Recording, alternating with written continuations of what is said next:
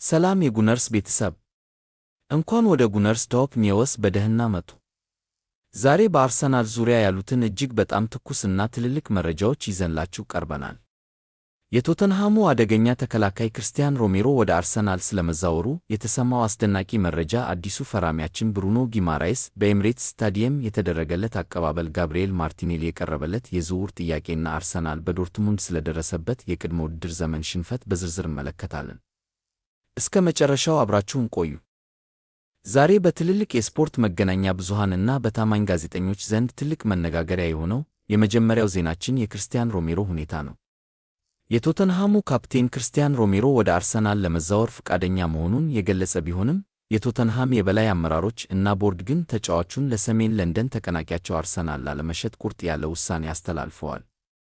ቶተንሃም ተጫዋቹን 40 ሚሊዮን ፓውንድ ገደማ የዋጋ ተመን ያወጡለት ሲሆን አትሌቲኮ ማድሪድ እና ኢንተር ሚላን ዋና ተፎካካሪዎች ናቸው።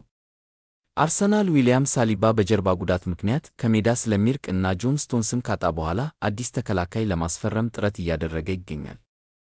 በሌላ በኩል አርሰናል የቪላውን ተከላካይ ኤዝሪ ኮንሳ ለማስፈረም ያቀረበው ጥያቄ ውድቅ ከተደረገበት በኋላ አሁን ደግሞ ሊቨርፑል ተጫዋቹን ለማስፈረም ወደ ውድድሩ መግባቱ ተሰምቷል።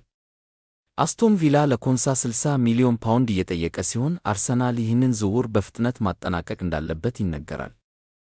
በሌላ የምስራች ዜና ከአስደናቂው የ75 ሚሊዮን ፓውንድ ዝውውር በኋላ ብሩኖ ጊማራይስ በኤምሬትስ ስታዲየም በይፋ ለደጋፊዎች አስተዋውቋል።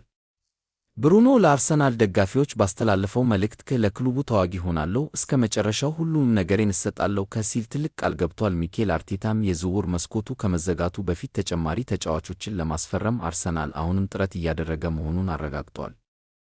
በተጨማሪም የፓሪስ ሴንት ጀርመኑ አጥቂ ብራድሊ ባርኮላ ወኪሎች ከአርሰናል ጋር ንክኪ ማድረጋቸው ተሰምቷል። ፒኤስጂ ለባርኮላ 145 ሚሊዮን ፓውንድ ሲጠይቅ አርሰናል ግን ተጫዋቹን እስከ 100 ሚሊዮን ፓውንድ ገምቶታል። በሌላ በኩል አርሰናል በማርቲን ዙቢሜንዲ ላይ የ75 ሚሊዮን ፓውንድ የዋጋ ተመን የለጠፈ ሲሆን ሪያል ማድሪድ እና ቼልሲ የተጫዋቹ ፈላጊዎች ናቸው። ወደ አርሰናል የሚመጡ ተጫዋቾች ብሩኖ ጊማራይስ ከኒውካስል በ75 ሚሊዮን ፓውንድ በይፋ የተቀላቀለ የተረጋገጠ፣ ኤዝሪ ኮንሳ ከአስቶን ቪላ፣ አርሰናል እና ሊቨርፑል ይፋዊ ጥያቄ እያዘጋጁበት ይገኛል። ጠንካራ መረጃ፣ ብራድሊ ባርኮ ከፒኤስጂ የተጫዋቹ ወኪሎች አርሰናልን አነጋግረዋል።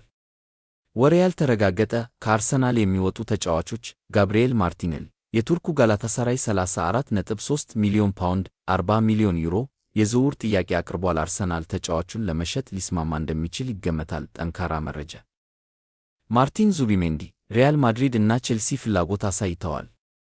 አርሰናል 75 ሚሊዮን ፓውንድ ይፈልጋል።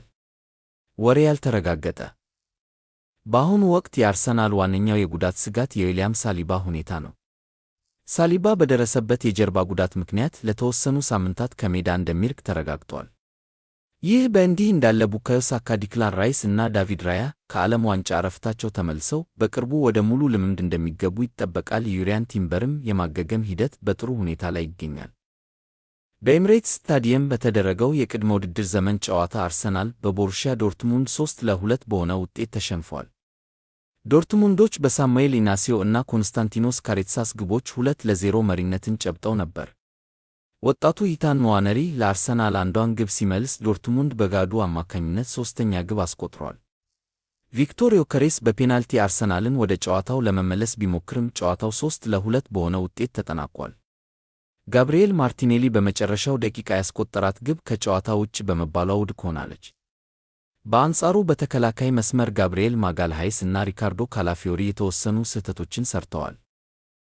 ይህ ሽንፈት የቅድመ ውድድር ዘመን ጨዋታ ቢሆንም ሚኬል አርቴታ ከመደበኛው የውድድር ዘመን በፊት የተከላካይ ክፍሉን ክፍተቶች ማስተካከል እንዳለበት ያሳያል። በተለይም የሳሊባ አለመኖር እና እንደ ሳካ እና ራይስ ያሉ ቁልፍ ተጫዋቾች አለመመደብ ተጽዕኖ ፈጥሯል። ሆኖም አዲሱ ፈራሚ ብሩኖ ጊማራይስ ሲቀላቀል እና ዋና ተጫዋቾች ሲመለሱ አርሰናል ወደ ጥንካሬው እንደሚመለስ አይቀሬ ነው። ለዛሬ ያዘጋጀንላችሁ የአርሰናል ትኩስ ዜናዎች እነዚህን ይመስሉ ነበር። ቪዲዮውን ከወደዳችሁት ላይክ ማድረግ እንዳትረሱ። ስለ ዛሬው ዜና፣ ስለ ማርቲኔሊ ሊሆን ስለሚችለው ዝውውር እና ስለ ሮሜሮ ያላችሁን አስተያየት በኮመንት ይጻፉልን። ጉነርስ ቶፕ ኒውስን ሰብስክራይብ በማድረግ እና የደወል ምልክቷን በመጫን በየቀኑ አዳዲስ መረጃዎችን ያግኙ። ስለተከታተላችሁን እናመሰግናለን።